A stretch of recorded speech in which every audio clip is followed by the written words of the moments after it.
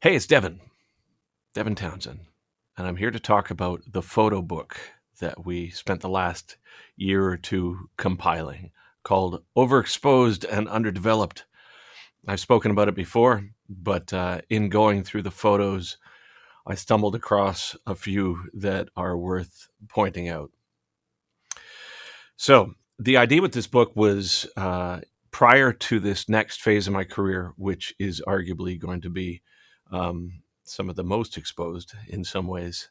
I wanted to compile all these photos from the past.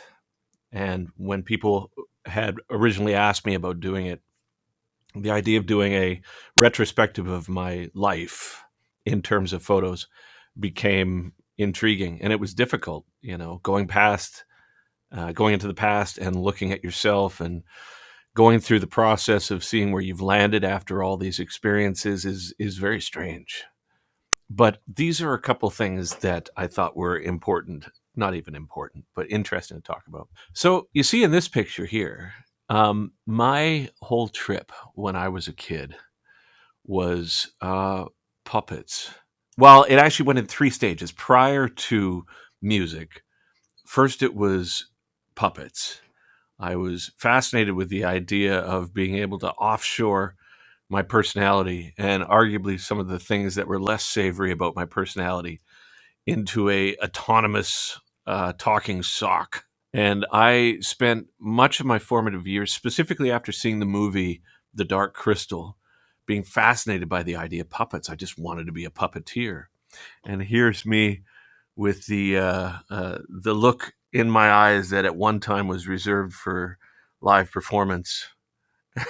Well, eventually became so, but at this time was reserved specifically for yelling at family members with a dirty sock attached to my hand, perhaps getting those things out of my system that I didn't feel as a person were appropriate to say.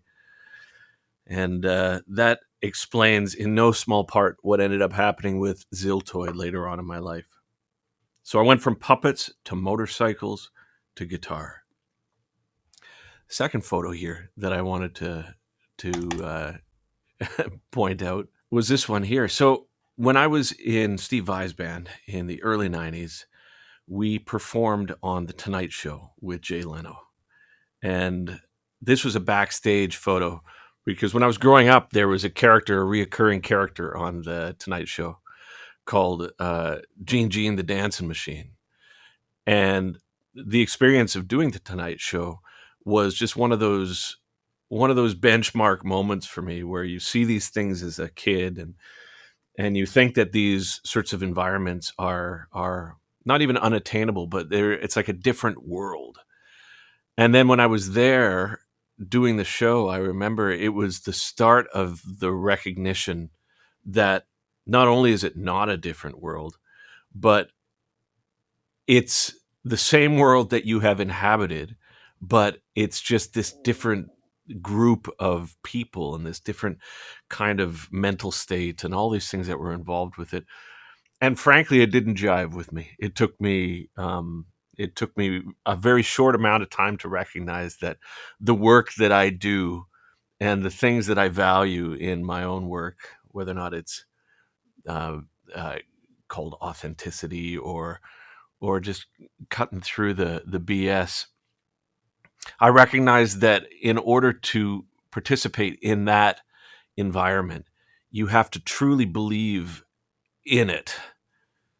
In order to be an actor, for example, you have to love the act, the whole process of the act.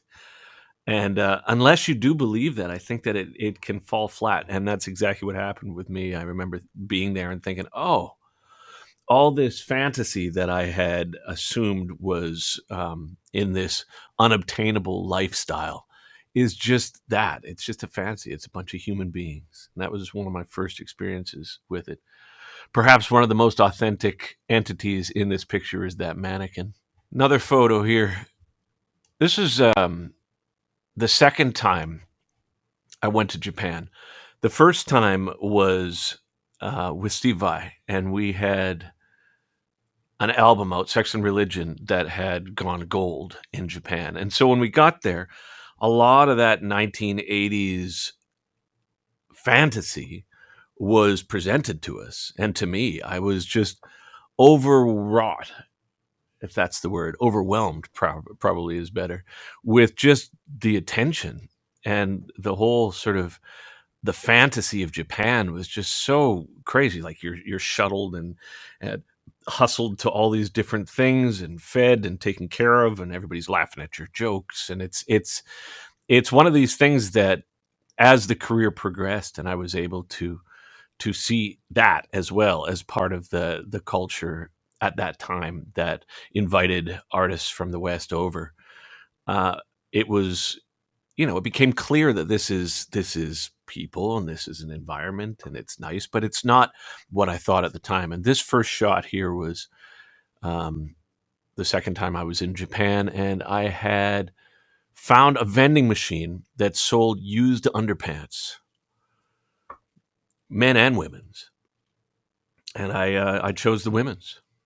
And I was bringing it back for Byron, who was the bass player in Strapping. And this was a photo of me in recognition of how profoundly weird that aspect of Japanese culture struck me at the time. So you see, as we go through the book, I mean, it's many pages. We spent so long putting this together.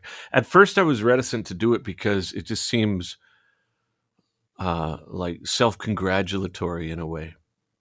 But upon asking people if they were interested in a book that documented the personal aspects of my life from day one up to where I am now, the answer was yes. So I went with it. And what I noticed is when you're holding yourself in a way that that this particular side of your face looks all right, and when I do this thing with my eyebrow, it has an effect for photos or whatever, then you can kind of construct an identity for yourself that's reasonably good looking.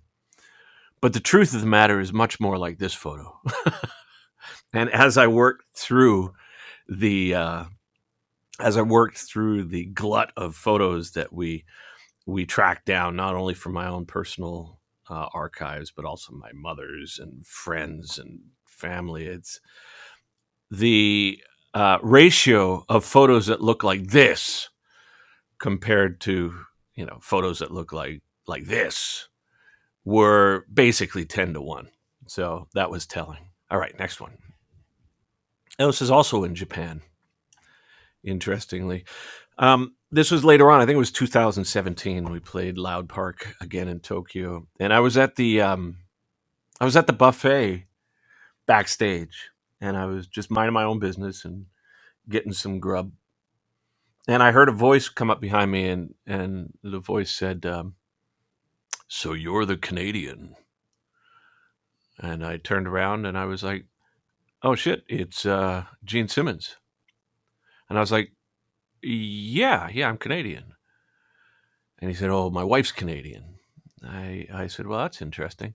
And I said, just before we never talked to each other again, I wanted to say that I watched your TV show, your Family Jewels thing, and I think your kids were really well behaved. I guess that was the impetus for him to want to hang out. So he was like, "Oh, well, come sit and chat." And I ate lunch with the guy and found him really endearing. I found his whole persona. For example, when the photo came, he put the sunglasses on, but prior to that, they weren't on. It was just an interesting experience, and I quite liked him.